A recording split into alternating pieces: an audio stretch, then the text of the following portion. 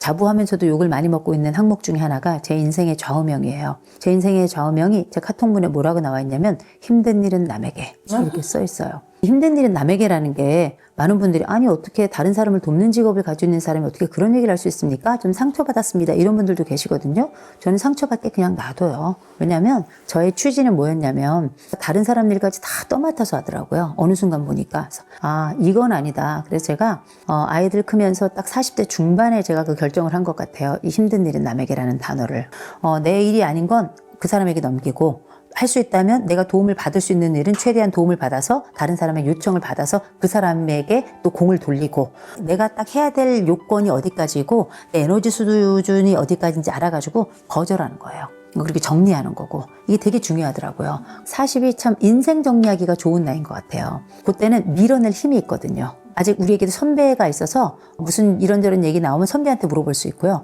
아직 후배가 있어서 우리 후배한테도 약간 뭐 이런저런 얘기를 할 수도 있고 딱 그 나이 연령대에 내가 할 수 있는 일과 나의 역량에 대한 기본적인 준칙 가지고 내가 안 해도 되는 일은 눈 딱 감고 딱 미루고요. 거절할 수 있는 일은 좀 거절하고요. 그래도 되는 나이거든요. 거절하고 그다음에 내가 꼭 갖고 싶은 거 갖고 싶다고 얘기하고요. 이렇게 해가지고 저는 옛날에 아유 제가 갖고 싶으니까 어떻게 그냥 주고 아유 해달라니까 어떻게 해주고 그랬거든요. 그러다가 이짝 나는 거예요. 그냥 너덜너덜해집니다 인생이. 근데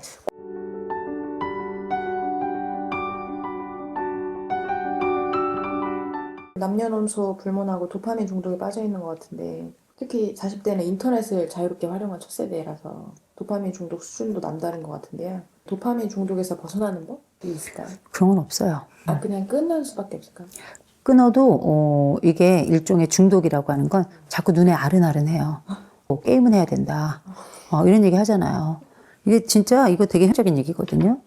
우리가 이제 도파민 쉽게 생각하지만 건강하기도 하지만 좀 두려운 존재이기도 해요. 머릿속에 빵빵 터지는데 우리가 중독이란 말이 거기에 합치잖아요. 다른 어떤 기쁨도 이걸 대신할 수 없는 거예요. 아주 극의 기쁨을 계속 요청하는 건데 내가 성관계를 한다 치면 계속 끝까지 처음부터 끝까지 오르가즘만 있으면 좋겠는 거예요. 그러면 사람은 죽어요. 도파민 중독이라고 하는 것이 사람들이 가지고 있는 이런 기쁨 강박을 충족시키는 단어이기도 하고 동시에 슬픔이라고 하는 건 범죄라고 하는 이 세대가 가지고 있는 질식할 것 같은 하나의 정서 슬픔은 비극이야 슬프면 안 돼 라고 하는 일종의 명제가 돼버린 강박 명제라고 해야 되겠죠. 이런 요소들을 잘 보여주는 거라고 저는 생각하거든요. 이들이 기쁨을 추구하기 위해서 도파민 중독이라고 하는 걸 뭘 하나 보면 제일 먼저 술 많이 마셔요. 술 많이 마시고 술도 굉장히 도파민을 촉진하는 주제이기도 하고요. 두 번째로 운동 많이 해요.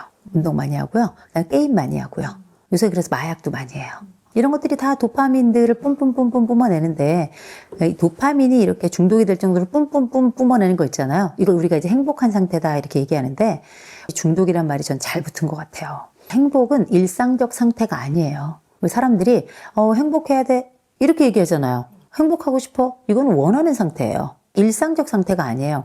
인생이라는 게 그냥 별일이 없어요. 그러다가 가끔 즐겁고 자주 짜증나고 어쩌다 되게 슬프고 그러다가 별일이 없다가 가끔 기쁘고 순간적으로 찰나로 기쁘고 기분 더럽게 안 좋다가 슬픈 일에도 뚝 떨어졌다가 이렇게 가는 거 아니겠어요? 보통 행복이라는 순간은 인생에 굉장히 드물게 오는 순간이에요. 그래서 기억이 잘 안 나는 거예요. 사람이라는 게 자기 방어 기제가 워낙에 잘 발달돼서 두 번째 불행이 오면 나는 더 힘들어지니까 이 고통에 대한 기억이 훨씬 더 큰 거거든요. 행복과 관련해서 우리가 행복하고 싶으니까 이것도 하고 저것도 하고 하는데 나쁘지 않아요. 나쁘지 않은데 사람은 계속 달릴 수 없어요. 계속 먹을 수 없어요. 사람은 계속 게임을 할 수 없어요. 자야 돼요. 쉬어야 되고요. 그게 뭐냐면 몸이 자동적으로 야, 너 이렇게 하면 안 돼. 그러면 이런 도파민 중독과 관련해서 그러면 게임을 끊을까요? 술을 끊을까요? 얘기하시는데 저는 이런 말씀을 좀 드리고 싶어요. 일주일에 하루 금식하세요. 금식. 요즘은 365일이 잔칫날이죠. 영양제도 많이 먹어서 하루 굶어도 안 죽어요. 대신 당 있는 분들은 굶으면 안 돼요. 간헐적 단식 이런 얘기 하더라고요. 건강이나 다이어트를 위해서 한다 생각하는데 그게 아니라 도파민 중독의 핵심은 뭐냐면 낭비와 남용이에요. 삶과 시간과 그리고 내가 가지고 있는 심리적 자본 이런 것들을 다 남용하는 게 이 도파민 중독의 핵심인 거거든요. 근데 그 남용을 통해서 우린 정말 행복에 도달하냐? 그렇지 않아요. 멈출 수 없다면 때로는 강제적으로 이 과정을 좀 꺾어 놓을 필요가 있다. 그 중에 하나로 제가 제안하는 게 뭐냐면 금식이에요. 하루 종일 물만 마시는 거죠. 딱 하루만 24시간. 이건 간헐적 단식이 아니에요. 그냥 금식이에요. 하루 딱 날 잡아가지고요. 딱 금식하잖아요. 이 금식을 딱 하면 놀라운 일이 벌어져요. 머리가 맑아져요. 처음엔 배가 고픈데 나중에 머리가 맑아져요. 두 번째로는 내가 금식을 24시간 동안 잘 했다라는 것 때문에 내 마음속에 내가 잘 해냈구나라고 하는 이 성취에 대한 또 하나의 캐트리지가 올라가요. 어디 그뿐인지 아십니까? 이게 하나의 패턴으로 자리 잡잖아요. 내가 약간 성직자 같은 느낌이 있어요. 그래서 행동도 조심해요. 말도 조심하게 돼요. 왠지 아세요? 기운이 빠지거든요. 되게 중요해요. 도파민 중독은 계속 업 이 상태예요. 근데 하루 딱 굶어보잖아요. 그냥 바로 다운이에요. 처음에는 그런데 이거를 주기적으로 하면 정말 좋아요. 이상하게 금식하는 사람들은 왜 금식하나 보면 규칙적으로 일주일에 한 번씩 금식하는 사람들은 의도적으로 하거든요. 한때 우리나라 비건 유행했었어요. 너나 할 것 없이 다 비건이래요. 우리나라는 비건이 얼마나 많은지 몰라. 그게 나중에 다 비겁이 돼가지고 다 겹겹이 고기 쌓아놓고 먹고 막 그랬었어요. 왜냐면 나 해보니까 비건 안 맞아. 왜냐면 비건도 굉장히 스펙트럼이 넓은데 그중에서도 뭐 제일 가벼운 거 해본다든지 다 좋거든요. 요는 뭐냐면 일주일에 한 번 단식을 주기적으로 하는 사람들은 주로 뭐 하는 사람들이냐면 명상하고 이런 종교적으로 자기를 자주 비우는 사람들이 이렇게 일주일에 한 번씩 금식 많이 합니다. 일주일에 한 번씩 금식을 하면서 이 사람들은 뭐 하나 가만 생각해 보세요.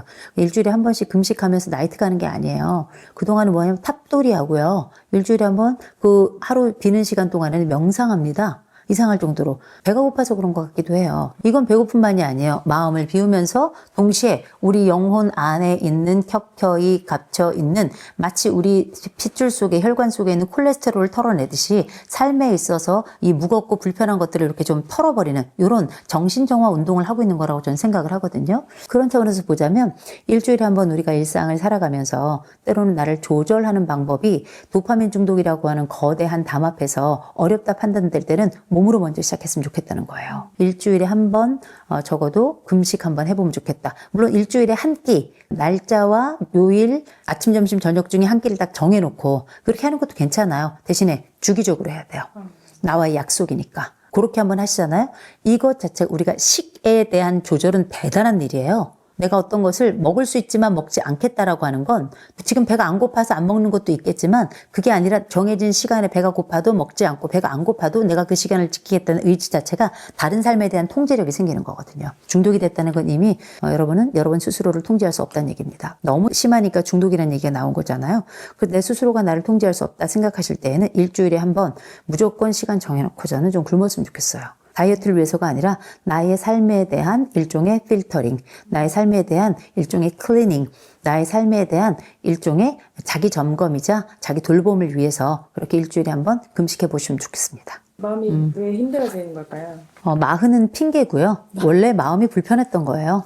원래 마음은 늘 힘들었어요. 이게 같이 맞자로 시작되고 숫자가 딱 사자로 바뀌니까 이게 마치 인생의 죽을 사자 같이 느껴지는 거거든요. 마음이 힘들어진다는 얘기는 그만큼 역할이 많아지는 얘기도 해요. 마음이 힘들어진다는 얘기는 내 삶에서 내가 나를 다시 한번 지켜내고 나를 한번 지켜볼 시점이 됐다는 얘기기도 합니다. 체중이 늘면 다이어트 해야 되겠다. 체중이 늘면 콜레스테롤 올라가겠다. 이런 생각이 드는 것처럼 일종의 경각심이 느껴지죠. 내 마음이 힘들어진다면 그 이유가 선명하지 않다면 우리가 어떤 특정한 사건이 생겨나서 힘든 그 마음은 일시적으로 그 사건에 의해서 발생된 자극에 의한 반응이에요. 근데 그게 아니라 이상하게 계속 힘들어.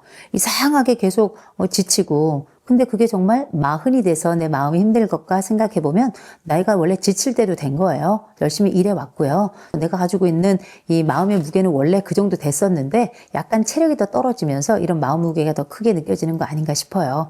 대신에 이런 마음의 무게가 계속 길게 느껴진다면 이건 우울감일 수 있어요. 우울감은 그냥 놔두면 우울증이 될 수 있습니다. 우울감과 관련해서는 나만의 좀 처방이 좀 필요해요. 처방 얘기를 하기 전에 마음이 이렇게 무겁게 느껴지나 그럼 몸이 무거워져서 그럴 수도 있어요. 몸이 무거워지면 이상하게 이 생활이 불편해지고 내 몸에 피로감이 더 많이 느껴지면 마음의 무게도 함께 늘어나는 거거든요. 마흔이 됐다는 얘기는 뭐냐면 나를 평가하는 눈이 많아졌어요. 위의 눈도 나를 내려다보고 아래 눈도 나를 쳐다보고 있고 내 자신의 눈도 나를 바라봐요. 너는 네 스스로 얼마나 이 사회 속에서 성취했니? 라고 나한테 지속적으로 질문을 하기 때문에 이런 음성도 나에 대한 평가의 자의 목소리고 감독자의 목소리고 그 시선도 당연한 거거든요. 그래서 이렇게 나를 바라보고 바라보고 평가하는 시선 자체가 많아졌기 때문에 인생이 다소 피곤해진 건 맞습니다. 몸도 그렇고 정신도 그렇고 삶의 자리도 그렇고 우리가 해야 될 역할도 그렇고 이건 당연한 거예요. 여기까지 힘들고 느껴지고 마음이 무겁게 느껴질 때는 한번 돌아보셔야 돼요. 지금 이 목표가 내 목표가 맞나?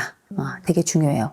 내가 갑자기 이 목표가 맞나라고 얘기하면 어떻게 지금 내 이 목표가 안 맞으면 뭐 그만두라는 얘기야? 이런 얘기가 아니고요. 내가 지금 가지고 있는 이 일, 추구하고 있는 이 목표가 지금 내가 지금 하고 있는 내 인생 여정하고 이 핀트가 맞나. 그래서 내가 헛다리를 짚고 있는 건 아닌가. 이런 게 있잖아요. 그런 핀트가 잘 맞는지를 한번 확인해 보는 거고 혹시 핀트가 안 맞춰진다면 이걸 핀트를 어떻게 맞추면 좋을까? 라고 해서 약간 그 방향을 조정해야 되는 시점이 왔다고 생각해 보셔도 될 것 같아요. 그래서 이걸 약간 조정해서 그럼 괜찮아.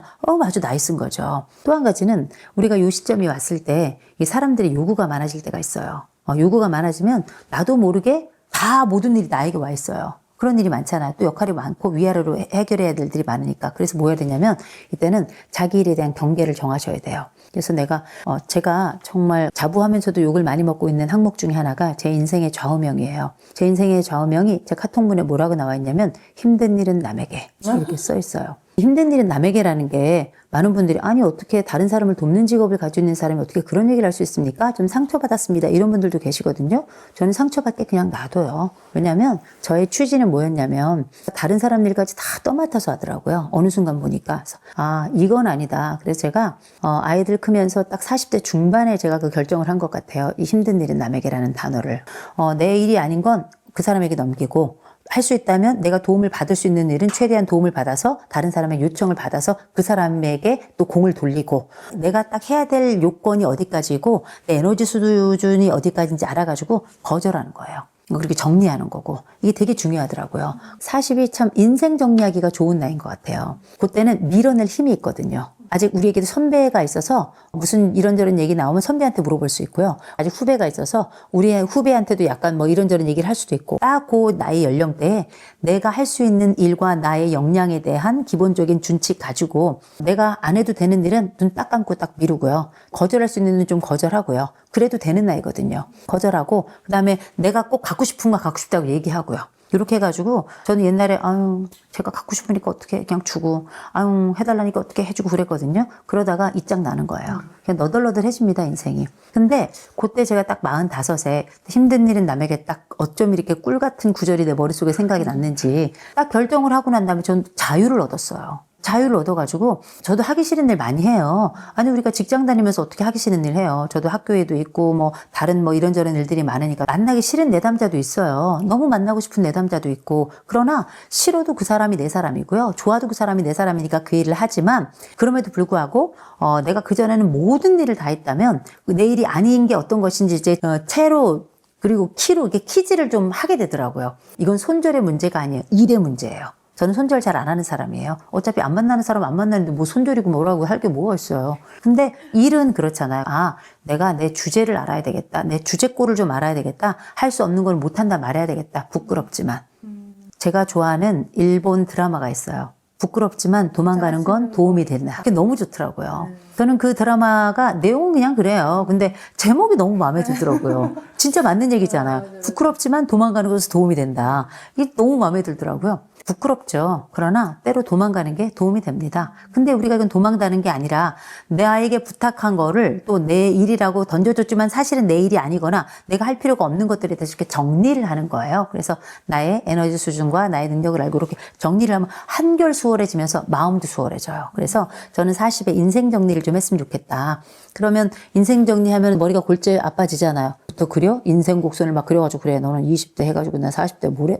그렇게 할 필요 없고 제가 늘 하는 겁니다. 40대에 인생 정리를 잘하고 싶으면 제일 먼저 책상 정리부터 하면 돼요. 내 책상, 우리가 요새 필통은 안 쓰니까 내 사무실의 책상이나 아니면 집의 책상, 딱 책상, 서랍 요것만 정리를 해도요. 내가 마치 인생의 일부가 정리가 되는 느낌이에요. 응답하라 1988에 보니까 덕선이가 자지마 독서실에 가가지고 청소를 쫙 해요. 그 다음에 자더라고요. 근데 그게 덕선이에요. 어쨌든 독서실 갔고 정리했고 내가 독서실 안 간 것도 아니고 인생의 공부를 한 거죠. 잠이라고 하는. 그런 것도 괜찮다고 생각하거든요. 너무 대단한 정리를 한꺼번에 할 건 아니지만 이런 소소한 인생 정리를 할 줄 아는 사람들은 내 인생에도 정리를 할 수 있다고 저는 생각해요. 책상 정리하는 사람은 인생 정리할 수 있다. 옷 정리하는 사람은 인생도 정리할 수 있다. 그리고 이런 정리하는데 40이 제일 좋은 이유는 뭐냐면 이 40이 된다는 건 더 이상 20대의 옷을 입을 수 없다는 얘기다. 40이 된다는 얘기는 우리가 알고 있는 몸도 다른 몸이 된다는 걸 알고 있다는 얘기다. 우리가 알고 있는 이 사람에 대한 것도 이 돈에 대한 것도 전반적으로 이렇게 어느 정도는 아우르고 거기에 대한 눈을 가지고 있고 평가를 받기도 하지만 평가도 하는 이런 아주 다채로운 역할을 하고 있는 이때이기 때문에 인생 정리하기 가장 좋다라고 말씀드리고 싶어요.